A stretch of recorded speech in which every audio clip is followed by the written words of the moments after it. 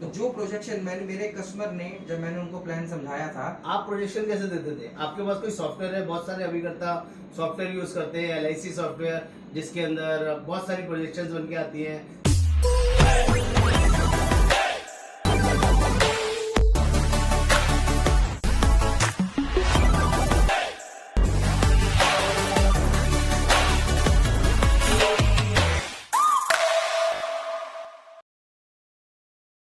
जिनको कुछ को तो मैं जानता हूँ, जैसे लीडर हो गया, मैजिक हो गया, बहुत सारे कई सारे कंपनीज ने अलग अलग सॉफ्टवेयर बनाए हुए हैं जिसमें वो प्रेजेंटेशंस आती है।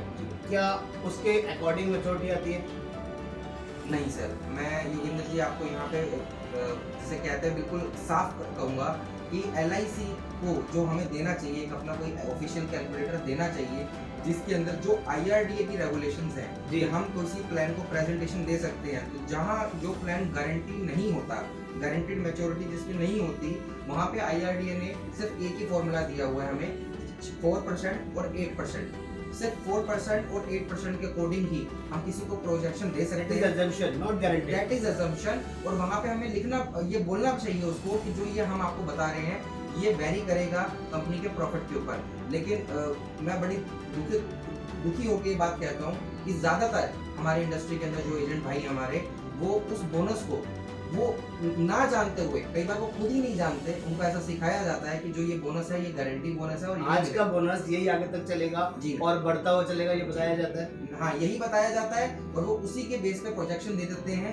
और कस्टमर को ना जानते बूझते, मैं ये नहीं कहूँगा कि वो जानबूझ के गलत करते हैं, कई बार उनको खुद नहीं पता होता कि ये जो अमाउंट मैं उनको आज बता रहा हूँ, ये अमाउंट हो सकता है ऐसा ना मिले, ये कम ज़्यादा हो सकता है, लेकिन वो कस्टमर को बोल के आ जाते हैं कि जो यही अमाउंट आपको गारंटीड रूप में मिलेगा और ये शेयर मार्केट से लिंक प्लान नहीं है। मैं ये बताना चाहूँगा, सिर्फ शेयर मार्केट या यूलिप प्लान में ही मैच्योरिटी फ्लक्चुएट नहीं करती, यहाँ तक कि ट्रेडिशनल प्लान के अंदर आज से 15 साल पहले एक FD 15% ब्याज देती थी जी। अगर आज वही FD 5% पे आ गई है। बिल्कुल तो सच्चाई है। अगर FD के रेट कम होंगे तो गवर्नमेंट सिक्योरिटीज के रेट कम होंगे। गवर्नमेंट सिक्योरिटीज का मतलब LIC भी तो फाइनली गवर्नमेंट सिक्योरिटीज में इन्वेस्ट करेगी, बिल्कुल। तो कहीं ना कहीं उनके बोनस में भी फर्क आएगा।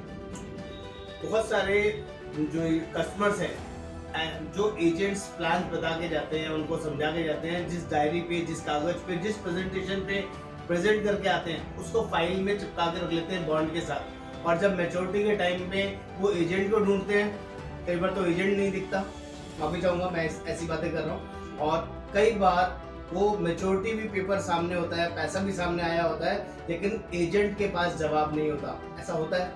सर मैं आपको एक इंसिडेंट बताऊं, आज से 15 साल पहले जब हमने LIC ज्वाइन की, एक पॉलिसी आई थी LIC की जीवन सरल। हाँ, बहुत अच्छे से जानते हो सर, बहुत हंगामा हुआ था उस पर। सर LIC में आज तक 2 ही प्लान हैं जिनके हंगामे आज तक गूंज रहे हैं। हाँ। एक LIC का मनी प्लस Plus, जो पहली बार यूलिप प्लान आया था, एजेंटों को कुछ भी पता नहीं था, हाँ। उनको जो सिखाया गया उस तरीके से वो प्रमोट हुआ। 30 का 16 भर लो झोला, वेरी करेक्ट, ये डायलॉग चलता था जी। पहले। और उसके बाद जीवन सरल आई, जीवन सरल आई, जिसके आप मानेंगे जिसके जो प्रेजेंटेशन थी वो 10 चार्ट बनाया हुआ था, चार्ट बना के 20-20 रुपए में वो बेचे गए थे, बेचे गए थे, हम ब्रांचों में बेचे गए। ब्रांचों में बेचे गए थे, ब्रांच मैनेजर के सामने बेचे गए थे। और उस समय LIC के चाहे वो विकास अधिकारी थे, चाहे ब्रांच मैनेजर थे, सब ने उनको खूब प्रमोट किया था कि जो इस चार्ट पे लिखा हुआ है ऐसे पैसा मिलेगा। क्या ऐसी रिटर्न आई? सर वैसी दूर दूर तक रिटर्न नहीं आई, क्योंकि उस चार्ट में कहीं पे भी एज के अकॉर्डिंग मैच्योरिटी आएगी ऐसा कहीं लिखा नहीं गया था।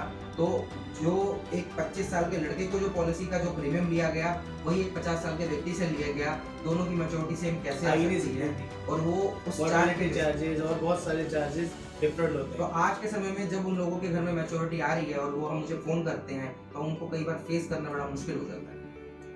दोस्तों, मैं आपको किसी कंपनी की बुराई या अच्छाई की बात नहीं कर रहा हूँ, एक रीजन बता रहा हूँ। कई बार हमारा फेस, हमारी जो पहचान है कस्टमर के सामने, किसी भी कंपनी से ज्यादा बड़ी होती है, और हमारे रिलेशन, हमारे जो उनके साथ मित्रता है, परिवार जैसे संबंध है ना, सिर्फ पैसे की वजह से खराब हो जाते हैं, कुछ गलत कमिटमेंट की वजह से खराब हो जाते हैं।